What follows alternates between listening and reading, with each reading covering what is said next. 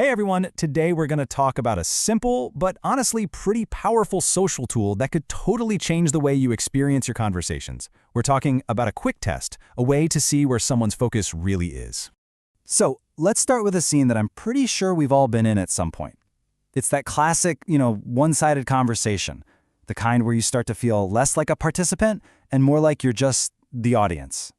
You know that feeling, right? Where you're trying to share something, trying to connect, and it just feels like you're talking to a brick wall. It is so frustrating.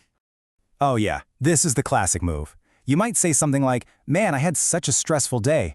And before you can even explain why, they're already jumping in with, "You think you had a stressful day? Let me tell you about mine." And just like that, poof, the conversation is no longer about you.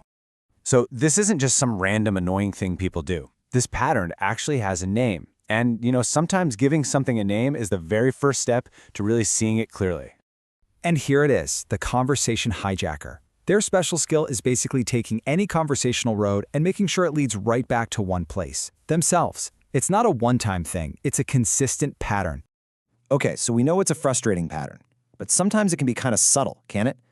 You might walk away from a chat feeling, just drained, but you can't really figure out why. So what if there was a really simple, really clear way to catch this happening in real time? Well, there is. And that's the whole point of this explainer today. It's an incredibly simple but super revealing tool called the 30-second test. I absolutely love this description because it frames it just right. See, this isn't about setting some kind of trap or trying to start a fight. It's just a quiet, little personal experiment that you run for your own understanding. And the process could not be easier. Okay, step 1.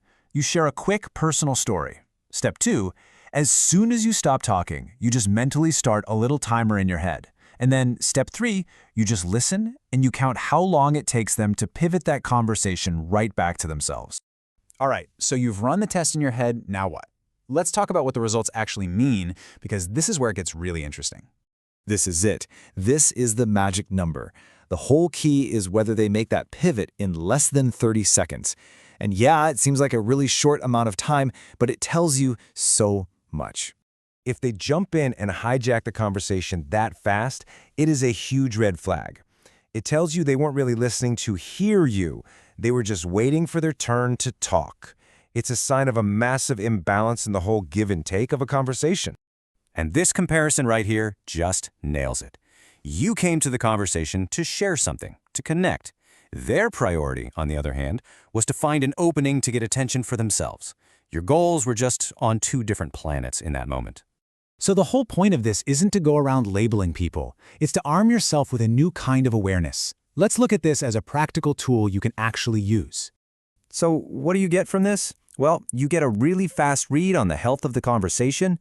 You get a little window into that person's level of self-focus, and ultimately, it's a tool to help you understand why some chats leave you feeling great and others, not so much. And honestly, this is the most important thing to remember.